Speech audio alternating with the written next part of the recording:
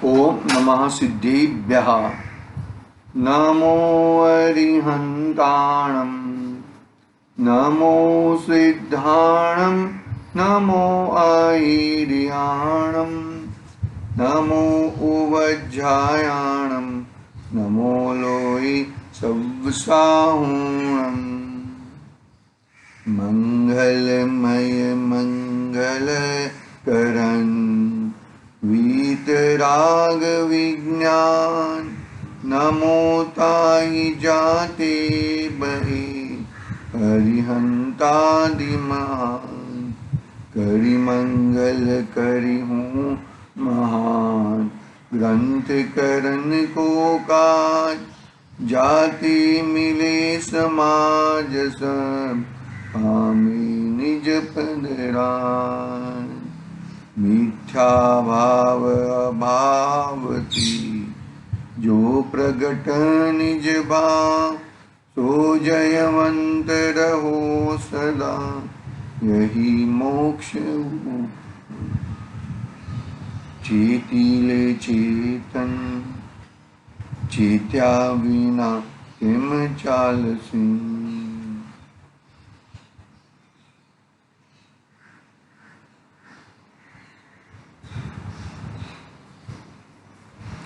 मोक्ष मार्ग प्रकाशक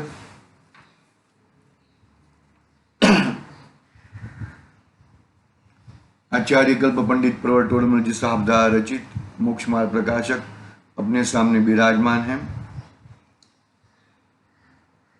दूसरा अधिकार संसार अवस्था का वर्णन। संसार अवस्था कैसी है, संसार में कौन सुखी है और संसार में कौन दुखी है। तो यहाँ पर बोलते हैं कि संसार में सभी दुखी हैं, संसार में कोई सुखी नहीं है। सुख तो संसार में नहीं है, दुख भी संसार में नहीं है। तेरी मान्यता में सुख और दुख बड़े हुए हैं। बात समझ में? बच्चे लोग करेला की सब्जी नहीं खाते ना, तो करेला की सब्जी मिल गई तो दुख, और आम रस मिल गया तो सुख, वो तेरी कल्पना मात्र है। यहां पर तू दुखी है, बरोबर है। तो दुख किसके कारण है? कर्म के कारण है कि किसके कारण है? तो भाई कर्म तो अनादि से है, कर्म से तू दुखी नहीं है, अज्ञानता के कारण तू दुखी है। मिथ्या तो उल्टी मान्यता के कारण तू दुखी है। अज्ञानता ऐसा पासा है कि जो तू संसार से बाहर निकलने नहीं देता तुझे, तो संसार में ही तुझे रखता है, संसार तेरा छूटने नहीं देता, ऐसी अज्ञानता है। और अज्ञानता के कारण यह जीव घूम रहा है संसार में, 84 लाख योनियों में घूम रहा है, घूम रहा है, घूम रहा है। बहुत ही महत्वपूर्ण सुंदर बात बताई। देखो यहाँ पर कर्म बंधन रूप रोग के निमित्त से होने वाली जीव की अवस्था। पहले एक कर्म बंधन है, वो रोग रूप तुझे लगता है कि नहीं लगता?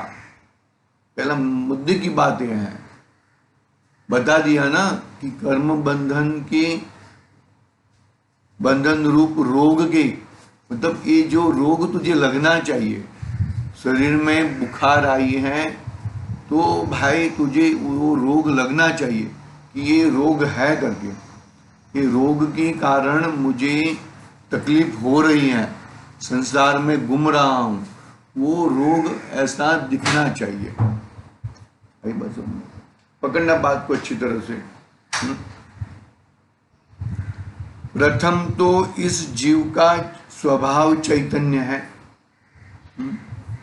नहीं, वो ज्ञानावरण और दर्शनावरण की प्रकृतियां की बात हो गई थी, फिर मति ज्ञान की पराधीन वृत्ति वो चल रही है।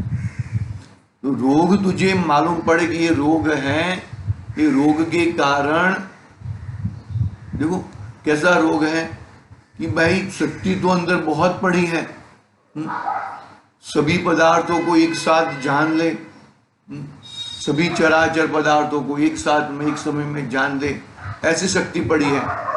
और जान नहीं सकता, सामने रखा हुआ चीज को जान नहीं सकता ज्ञानावरण दर्शनावरण की निमित्त से, और उसके क्षयोपशम से जानने में होता है तो भी बरोबर जानने में नहीं होता, आधा अधूरा जानने में निमित्त होता है। जानना मेरा स्वभाव है, ज्ञान है वो ज्ञान, जानने का ज्ञान, वो जानना वो मेरा स्वभाव है। जानना वो इंद्रियों के माध्यम से नहीं होता, इंद्रियों से जानने का नहीं होता, इंद्रियों के माध्यम से हो सकता है लेकिन इंद्रियों से नहीं हो सकता। मानोगे वो है ना बालबोध भाग एक में वो जीव और अजीव की है ना, तो उसमें जीव को कह दिया, जीव किसे कहते हैं, तो भाई वो यदि इंद्रियों से मानोगे कौन सी इंद्रियां हैं, 5 इंद्रियां हैं और छठा मन, छठी बारी एक्स्ट्रा बारी, छठा मन के द्वारा वो जानना होता है, बरोबर है। तो ये जानना होता है तो भाई वो डेड बॉडी पड़ी है, उसको भी आंखें कान सब दिखते हैं, आंख कान सब दिखते हैं, तो उसको जानना क्यों नहीं होता। तो वही जो जानने वाला जो जीव है वो आत्मा है, वो निकल चुकी है, जानने वाला आत्मा है, जीव है, वो निकल चुका है। तो इसका मतलब ये हुआ कि जानना देखना जो हो रहा है वो एकमात्र जीव से हो रहा है। बस बात यह है कि उल्टी मान्यता मिथ्यात्व अज्ञानता के कारण वो उल्टा जानता है, उल्टी परिस्थितियों को अपना मानता है, जो अपनी परिस्थिति अपनी चीज है उसको अपना मानता नहीं है। ये बात अपनी अभी आगे की बात जो है वो मति ज्ञान की पराधीन प्रवृत्ति, वो टॉपिक हमने चालू किया था। ऐसे 5 ज्ञान हैं और कुमति को श्रुत को अवधि पकड़ के 8 ज्ञान हो जाते हैं। तो वो मति ज्ञान की पराधीन प्रवृत्ति, मति ज्ञान की बात हमने कल की थी कि मति ज्ञान के पूर्व में दर्शनोपयोग यानी कि दर्शनावरण कर्म का क्षयोक्षम के उदय से सामान्य अवलोकन वगैरह होता है। दर्शनोपयोग जीव का स्वभाव है, उपयोग जीव का लक्षण है, उसके भेद कहे ज्ञानोपयोग और दर्शनोपयोग। तो दर्शनोपयोग पूर्वक सामान्य अवलोकन होता है, यानी कि दर्शनावरण कर्म के क्षयोक्षम से क्या होता है, दर्शनावरण दर्शनोपयोग होता है, यानी कि बरोबर है। तो उसके माध्यम से उसके बाद ज्ञान का काम चालू होता है। पहले दर्शनोपयोग द्वारा ज्ञान का उपयोग, ज्ञान का काम चालू होता है। तो ज्ञान तो कितने कहे, 8 भेद कहे, 5 भेद समझ लो। अभी मिथ्यात्व वाला ज्ञान अज्ञान वाला ज्ञान को नहीं पकड़ते हैं हम। तो जो मति ज्ञान है, मति ज्ञान, शुद्ध ज्ञान, अवधि ज्ञान, मनोपरि ज्ञान और केवल ज्ञान, 5 ज्ञान हुए ना। तो मति ज्ञान है वो दर्शनोपयोग के बाद होता है, दर्शनावरण कर्म के क्षयोक्षम के बाद होता है वो मति ज्ञान। और मति ज्ञान पूर्वक शुद्ध ज्ञान होता है। तो मेन जो मति ज्ञान है, दर्शनोपयोग तो सामान्य अवलोकन है, वहां पे तो राग द्वेष आदि कुछ प्रवृत्ति होती नहीं है। वो कितना समय का एक समय मात्र का है समझ कर। उसके बाद जो मति ज्ञान की प्रवृत्ति जो होती है, अवग्रह इहा अवाय धारणा के माध्यम से, यानी कि वो तो उसके भेद कहे, लेकिन जो मति ज्ञान में जो पदार्थ विषय में आता है, वस्तु विषय में आती है, वो 5 इंद्रियां और छठा मन के द्वारा आती है। जो जिसकी जितना इंद्रिय वाला है वो हिसाब से आती है, बरोबर है। असंगी पंचेंद्रिय जीव को भी पंचेंद्रिया है लेकिन मन नहीं है। संगी पंचेंद्रिय जीव को मन के सहित चतुर्थ इंद्रिय जीव, तो वो हिसाब से उसको जानना होता है। मति ज्ञान और शुद्ध ज्ञान तो प्रत्येक जीव में होता है वो, लेकिन जो मति ज्ञान है वो इंद्रियों के माध्यम से होता है। तो इंद्रियों के माध्यम से होता है, जो मानोगे इंद्रिया कम है तो कम मति ज्ञान रूपी प्रवृत्ति होएगी, और उस रूप शुद्ध ज्ञान की भी प्रवृत्ति उस रूप इतनी कम होएगी। ठीक है, हम लोग तो यहाँ पर संज्ञी पंचेंद्रियपना के बारे में बात कर रहे हैं। तो 5 इंद्रियां और छठा मन, ये 6 खिड़कियां है समझ लो, जानने का माध्यम है। जानना होता है किससे? एकमात्र ज्ञान से होता है। आई बस में वो एकदम सरल बात है, इसमें कोई, ये तो बहुत पुरानी रेगुलर ही, इसमें कोई विशेष नहीं है। जो जानना होता है और उसके बाद शुद्ध ज्ञान पूर्वक विशेष विशेष विशेष जानता है। मति ज्ञान होता है, शुद्ध ज्ञान होता है वो निरंतर होते ही रहता है। ठीक है, मति ज्ञान एक बार हुआ, बरोबर है, अवग्रह, यह अवाय और धारणा पूर्वक किया। धारणा में तुमने क्या लिया है, वो धारणा के हिसाब से शुद्ध ज्ञान आगे प्रवर्त रहेगा। ठीक है, तो ये थोड़ी बहुत हमने उसकी बात की थी, कल यहाँ तक बात की थी। उसके बाद जो पैराग्राफ पढ़ना है वो हम पढ़ने का प्रारंभ करते हैं। मेन बात यह है कि जानना एकमात्र ज्ञान से होता है। इंद्रियों के द्वार है, मन भी एक द्वार है, जानना उससे होता नहीं है। मन रहित जीव भी जान लेता है, तो मन से जानना हुआ, वो बात कहां पर आई? ठीक है, उसको हित हित का विचार कम होता है, नहीं होता है, सामान्यतः नहीं होता है वो मन के द्वारा, तो वो बात अलग हो जाती है। लेकिन जानना होता है वो ज्ञान मात्र से होता है, और जितनी जितनी खिड़कियां हैं वो हिसाब से उसका क्षयोक्षम बढ़ता है, कम होता है, बढ़ता है, कम होता है। आगे का पैराग्राफ पढ़ते हैं। इस प्रकार यह मति ज्ञान पराधीनता सहित, पराधीनता सहित, किसकी पराधीनता है? मति ज्ञान में पराधीनता वे इंद्रियों के माध्यम से, लेकिन वो आछा अधूरा जानता है, पूरा स्पष्ट नहीं जानता। ठीक है, इस प्रकार यह मति ज्ञान पराधीनता सहित इंद्रिय मन द्वार के प्रवर्ता है। इन इंद्रियों द्वारा तो जितने क्षेत्र का विषय हो उतने क्षेत्र में वर्तमान स्थूल अपने जानने योग्य पुद्गल स्कंद को ही जानता है। क्या कहा? पुद्गल स्कंद को ही जानता है। हाँ? आत्मा से जानना नहीं होता, आत्मा तो अतीन्द्रिय वाला है।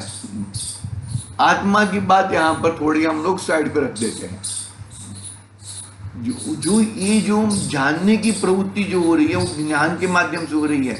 लेकिन कोई बोलता है कि मैं बहुत ज्यादा जानता हूँ। अरे भाई, तुझे क्या केवल ज्ञान है क्या? केवल ज्ञान है क्या?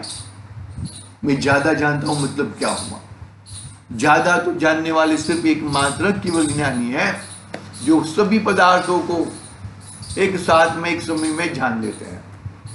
तो भाई वो जानने की क्षोक्षम वाला जो जानना, वो हकीकत में जानना नहीं है। इस प्रकार यह मति ज्ञान पराधीनता सहित इंद्रिय मन द्वार से प्रवर्ता है। इन इंद्रियों द्वारा तो जितने क्षेत्र का विषय हो उतने क्षेत्र में तो वर्तमान स्थूल अपने जानने योग्य उद्गल स्कंद को ही जानता है। उद्गल के स्कंद को ही जानता है। अवधि ज्ञान भी, मनोपरि ज्ञान भी रूपी पदार्थों को ही जानता है। केवल ज्ञान मात्र रूपी और अरूपी सभी पदार्थों को जानता है। बढ़ते आगे। उनमें भी अलग अलग इंद्रियों द्वारा अलग अलग काल में किसी स्कंद के स्पर्शादि का जानना होता है, तथा मन द्वारा अपने जानने योग्य किंचित मात्र त्रिकाल संबंधी दूर क्षेत्रवर्ती तथा समीप क्षेत्रवर्ती रूपी अरूपी पदार्थ, रूपी अरूपी द्रव्यों को और पर्यायों को अत्यंत स्पष्ट रूप से जानता है। क्या हुआ? देखो वापिस पढ़ते हैं हमें। इनमें अलग अलग इंद्रियों द्वारा अलग अलग काल में किसी सभी एक साथ में इंद्रियां जानती नहीं है। जब स्पर्श का ज्ञान होता है तब कर्ण का ज्ञान नहीं होता, और कर्ण का ज्ञान होता है तब चक्षु का काम नहीं करता है, और जब चक्षु काम करती है तब रसना इंद्रिय का ज्ञान नहीं होता है। मतलब इतनी फास्ट है ना वो। काग के डोड़ा एक है, कीकी एक है, लेकिन डोड़े दो है। तो वो कीकी कितनी फास्ट घूमती है, इतनी फास्ट घूमती है, तो अपने को क्या लगता है कि उसको दोनों आंख है, दोनों आंख से वो देख रहा है। लेकिन हकीकत में ये जो है ना, वो खड्डे दो होते हैं, लेकिन इसमें कीकी एक रहती है। तो कीकी इतनी फास्ट घूमती है, तो इससे ये 5 इंद्रिय के विषयों में एक साथ में कभी नहीं हो सकते। लेकिन उसको क्या लगता है, इतनी फास्ट घूमते हैं ना विषय, तो उसको लगता है कि मैं सभी पदार्थों, सभी इंद्रियों का एक साथ में जानना हो रहा है। हकीकत में ऐसा होता नहीं है। उनमें भी अलग अलग इंद्रियों द्वारा अलग अलग काल में किसी स्कंध, परमाणु को तो नहीं जानते, एकदम सूक्ष्म पदार्थों को भी नहीं, बहुत बड़ा स्कंध को स्पर्शादिक, स्पर्श यानी स्पर्शन, रसना, घ्राण, चक्षु और कर्ण, स्पर्शादिक का जानना होता है। तथा मन द्वारा अपने जानने योग्य किंचित मात्र त्रिकाल संबंधी दूर क्षेत्रवर्ती अथवा समीप क्षेत्रवर्ती रूपी अरूपी द्रव्यों को और पर्यायों को अत्यंत अस्पष्ट, क्या कहा, अत्यंत अस्पष्ट जानता है। स्पष्ट जानना नहीं होता। स्पष्ट जानना परोक्ष ज्ञान हुआ ना। मति ज्ञान और शुद्ध ज्ञान परोक्ष ज्ञान है, और अवधि ज्ञान और मनोप्रिय ज्ञान एक देश प्रत्यक्ष है, और केवल ज्ञान सकल प्रत्यक्ष है। तो वो तो अवधि ज्ञान, मनोप्रिय ज्ञान तो प्रत्यक्ष ज्ञान है, प्रत्यक्ष ज्ञान कहा, लेकिन ये परोक्ष ज्ञान है। तो क्या हुआ, परोक्ष ज्ञान तो कैसा हुआ, तो सामने वाला दिखाएगा था नहीं, तेरा ज्ञान की इतनी योग्यता ही कम है कि तू सभी एक साथ में जान सके, ऐसी योग्यता तेरे में नहीं है। तथा मन द्वारा अपने जानने योग्य किंचित मात्र त्रिकाल संबंधी दूर क्षेत्रवर्ती अथवा समीप क्षेत्रवर्ती रूपी अरूपी द्रव्यों को और पर्यायों को अत्यंत अस्पष्ट जानता है। सो भी इंद्रियों द्वारा जिसका ज्ञान हुआ हो अथवा जिसका अनुमानादि किया हो, उसी ही को जान सकता है। देखो क्या कहा, इंद्रियों द्वारा यानी 5 इंद्रियों द्वारा जिसका ज्ञान हुआ हो अथवा जिसका अनुमानादि किया हो उसे ही जान सकता है। तथा कदाचित अपनी कल्पना ही से असत्य का जानता है, कदाचित अपनी कल्पना से ही असत का असत को जानता है। कल्पना उल्टी मान्यता के माध्यम से असत को जानता है। जैसे स्वप्न में अथवा जागते हुए भी जो कदाचित कहीं नहीं पाए जाते, ऐसे आकार आदि का चिंतन करता है और जैसे नहीं है वैसे मानता है। इस प्रकार मन द्वारा जानना होता है। सो यह इंद्रियों व मन द्वारा जो ज्ञान होता है उसका नाम है मति ज्ञान। ठीक है, इस मति ज्ञान की थोड़ी बात हमने की है, थोड़ा है मंदिर जी वगैरह जाना है, अगला बात हम कर लेंगे। आज के लिए ओम नमः सिद्धे बिहार। निज निधि निज में बताए